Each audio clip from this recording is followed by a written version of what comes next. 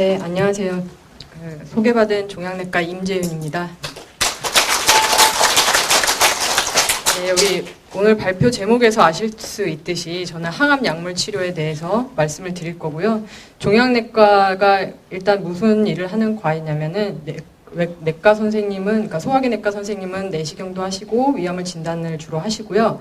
외과 선생님들이 위암 수술을 하신다면 저희는 주로 암의 항암 약물 치료를 담당을 하고 있습니다. 우선 항암 약물 치료라는 것은 여러분들 뭐 항암제 쓴다 그런 굉장히 힘들다는 개념으로 알고 계실 텐데 그것에 대해서 좀 간단하게 개요를 말씀을 드리면 앞에서도 김종원 선생님이 설명을 해주셨지만 암이 일단 진단이 되면 수술적인 제거가 가장 좋은 치료입니다. 그 다음에 방사선 치료, 약물 치료 등을 하게 되고 이 중에서 약물을 쓰는 것을 항암 약물 치료라고 하게 됩니다. 그리고 항암제는 뭐 처음에 뭘로부터 만들어졌냐라고 하면 예전에는 뭐 독가스를 사실 항암제로 쓴 경우도 있고는 합니다만 현재 사용하고 있는 항암제들은 주로 천연에서 추출된 뭐 나무에서 추출된 경우도 있고 화학 합성물로 그렇게 만들어진 것들이 있습니다. 그리고 종양의 특성에 따라서 항암제가 잘 듣는 암도 있고 그렇지 않은 암도 있는데 위암의 경우에는 그래도 어느 정도 항암제를 잘 듣는 암이라고 볼 수가 있겠습니다.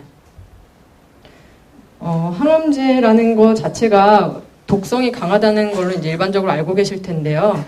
항암제가 보통 작용을 하는 기전은 일반적으로 몸에 있는 세포들은 하나가 2개 되고 2개가 4개 되고 이런 식으로 계속 자라게 됩니다. 근데 이런 게 끊임없이 계속되면은 사실 뭐 사람이 2배 되고 3배 되고 이렇게 될 텐데 그렇지 않는 이유는 정상적으로 어느 정도 나이가 된, 노화된 그런 세포들은 죽는 과정이 있기 때문에 종양이란 게 생기지 않고 또 사람이 기하급수적으로 커지지 않고 이게 유지가 되는 것인데 종양애 같은 경우에는 여기서 보시듯이 애초에 이상한 세포가, 그러니까 정상 세포도 아닌 세포가 2배가 되고 4배가 되고 8배가 되고 하면서 기하급수적으로 증가를 하면서 여러분이 알고 계시는 각종 암이 되는 겁니다. 항암제라는 것은 이렇게 암의 특성을 이용을 하는 건데요. 이 세포들이 하나가 2개 되고 4개 되고 하는 과정이 굉장히 빠르게 일어납니다.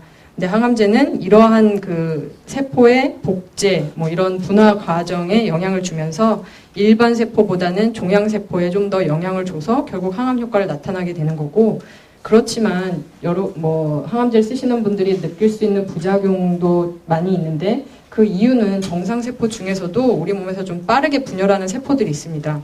흔히는 머리카락이나 입안부터 항문까지 장점막 그리고 골수세포 등이 있기 때문에 항암 치료하면 뭐 머리 빠진다, 토한다, 뭐 입안이 헌다 얘기를 들으실 텐데 그것들은 다 이러한 문제 때문에 발생이 됩니다.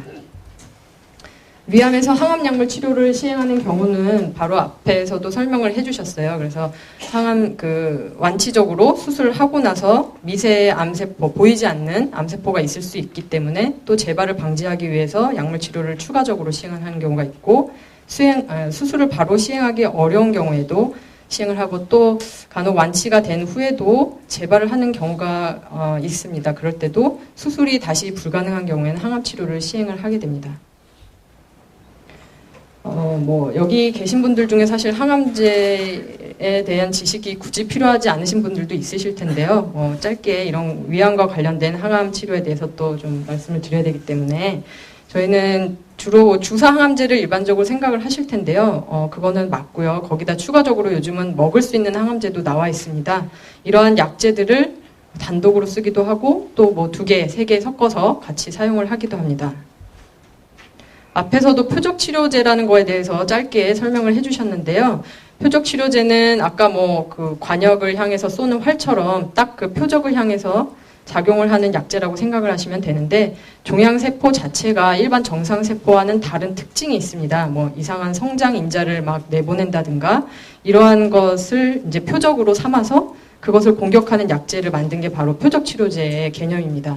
근데 위암에서도 현재 사용할 수 있는 표적치료제가 있고 그런데 이것은 말 그대로 표적치료이기 때문에 그 표적이 나타나는 분들에 한해서 사용을 해야 좀 더 효과가 있습니다.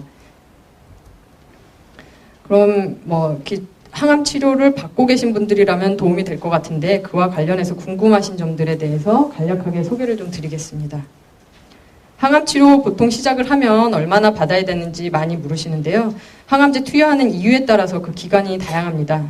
수술 후에 필요해서 하는 경우에는 한 6개월 정도 약물 치료를 하신다고 보면 되는데, 그 외의 경우에는 약물 치료를 사실 뭐 기한을 정해둘 수가 없습니다. 보통은 약물 치료, 투여를 하면서 두세 달 간격으로 CT나 뭐 필요하면 내시경을 하면서 병이 좋아졌는지를 확인하고 그에 따라서 추가적으로 약물을 하거나 필요하면 항암제를 바꾸거나 하면서 치료 계획을 수립을 하게 됩니다.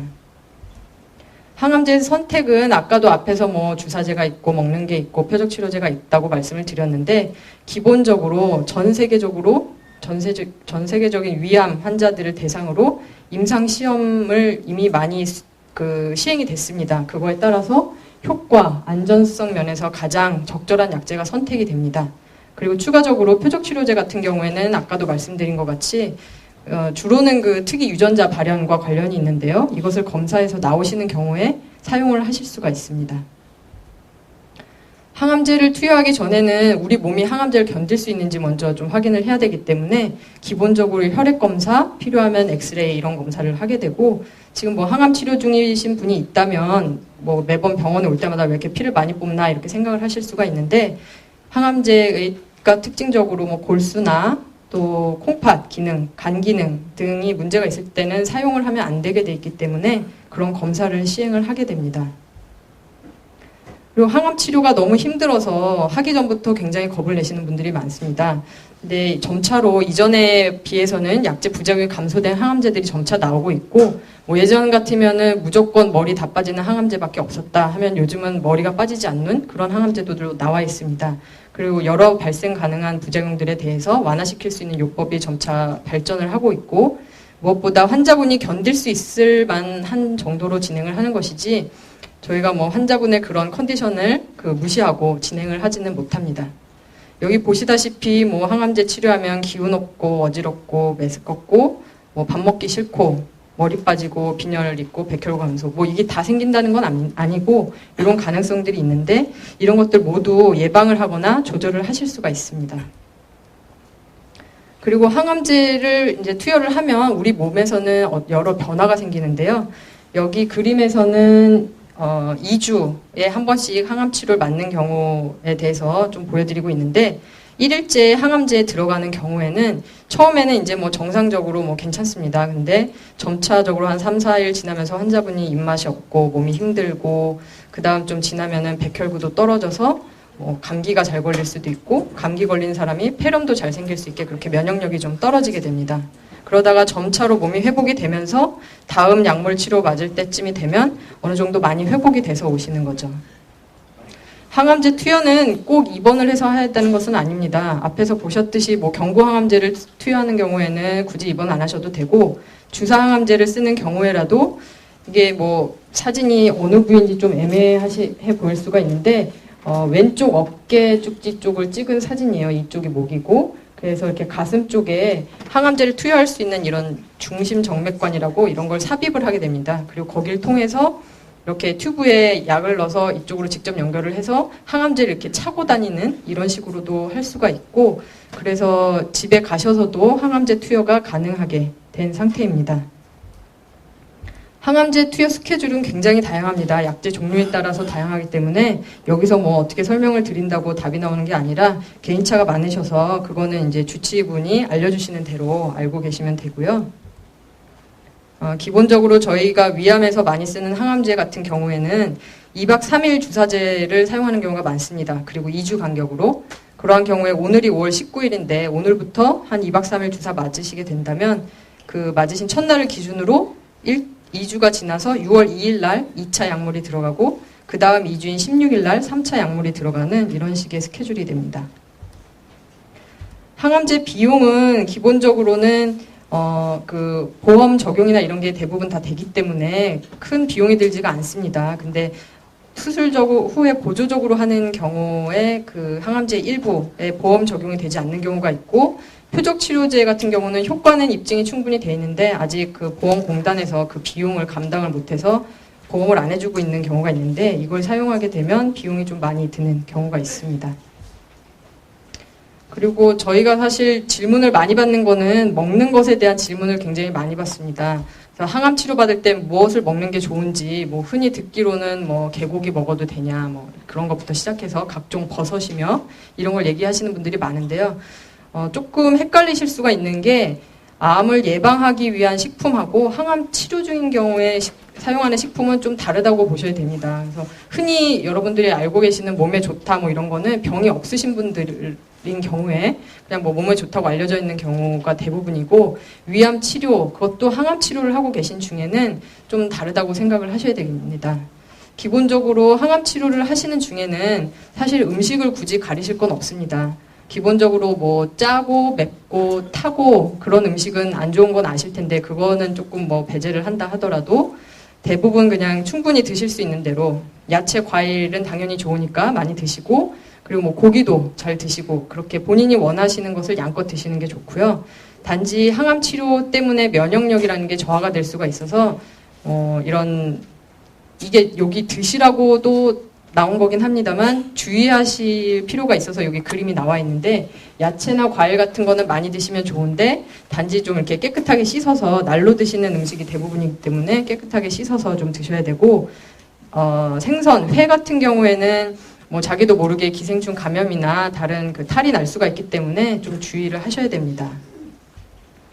그리고 뭐 사실 항암 치료 중에는 잘 드시는 분보다 못 드시는 분이 더 많아요. 그래서 식욕이 떨어지고 속이 불편하고 이렇기 때문에 필요하게 되면은 여기 뭐 이렇게 보이는 영양 캔 음료나 아니면 식욕 촉진제 이런 거를 좀 드셔야 됩니다.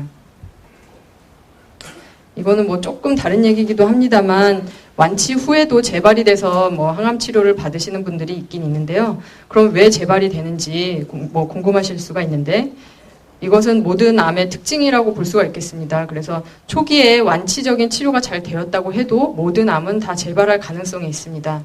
특히 같은 수술을 또 같은 때 받고 같이 뭐 2기 내지는 3기로 진단이 되셨다고 해도 재발을 하는 분이 있고 안 하는 분이 있고, 이렇게 굉장히 다양하게 나타나는데요. 이 원인은 주로 그 개개인의 위암 조직, 암에서 지니는 아니면 개인이 지니는 유전자의 특성 때문이라고 생각을 하고 있습니다. 재발을 하게 되는 경우에는 가능한 경우에 수술을 할 수도 있는데 대부분 항암 약물 치료를 하는 경우가 많고요. 저희 병원에서는 특히 이제 얼마 전에 매스컴을 통해서도 한번 나간 적이 있는데, 저희 병원 연구진들이 위암 재발과 관련을 해서 유전자들을 이용해서 그걸 예측을 할 수 있는 그런 방법을 개발을 해냈습니다. 그래서 현재 그 적용을 진행하고 있습니다. 뭐 매스컴이든 뭐 이런 데서 어디서든 들어보셨을 것 같은데, 뭐 요즘 항생제 내성균이 뭐 증가한다 뭐 이런 식으로도 들으셨을 것 같은데요. 종양에 쓰는 항암제도 내성이 생길 수가 있습니다. 그래서 예전에 처음에 시작했을 때는 약이 잘 들어서 이렇게 뭐 사이즈가 잘 줄었던 종양이 언젠가는 또 내성이 생겨서 다시 크기가 커지는 그런 경우가 있는데, 그런 경우에는 약제를 좀 바꿔서 치료를 해야 되는 경우가 있습니다. 이제까지는 항암제에 대해서 말씀을 드렸고, 또 저희 종양내과라는 과에서 하는 주 업무 중에 또 하나가 신약 내지는 기존의 약들을 이용한 임상시험을 하는 것입니다. 임상시험이라는 것은 대부분 새로운 치료약제, 요즘은 또 표적치료제가 많은데요. 그런 약제를 도입하고 또 결국에는 치료 방법의 개선을 통해서 위암 환자분들이 더 오래 잘 사실 수 있게 하는 그런 것을 이제 임상시험이라고 할 수 있겠습니다. 주로는 기존의 치료법, 이미 인정되어 있는 치료법들과 비교를 해서 이 새로운 치료법이 더 좋은지 그런 것을 판별을 하는 시험이고, 한 기관에서 뭐 의사 한 명이 단독으로 하는 임상시험이라는 것은 사실 거의 없고요. 대부분 여러 병원의 그 전문가 선생님들이 모여서, 또 더 넓게는 다국가, 뭐 우리나라뿐만이 아니라 미국, 유럽, 일본 그런 나라들이 같이 동시에 같은 임상시험을 진행을 하게 됩니다. 현재도 저희 종양내과 내에서 여러 임상시험이 진행 중이고, 이것에 대해서 관심이 있으신 분은 뭐 저희 그 위암팀을 통해서 문의를 해주시면 되고요. 네, 마지막입니다. 여러분 뭐 별 특별히 위암이나 이런 거랑 관련이 없으신 분들도 있으시겠지만, 혹시 있으시다면 희망을 가지고 열심히 치료에 임하시고, 다른 주위 분들의 그 검증되지 않은 의견하고 그 각종 신문지상에 나오는 광고들이 있습니다. 무슨 버섯, 무슨 약재 이런 거 나오는데 그런 것에 현혹되지 않으시길 바라고 상의하시고 싶은 내용이 있으시면 꼭 주치의분과 상의를 하시기 바랍니다. 이상입니다.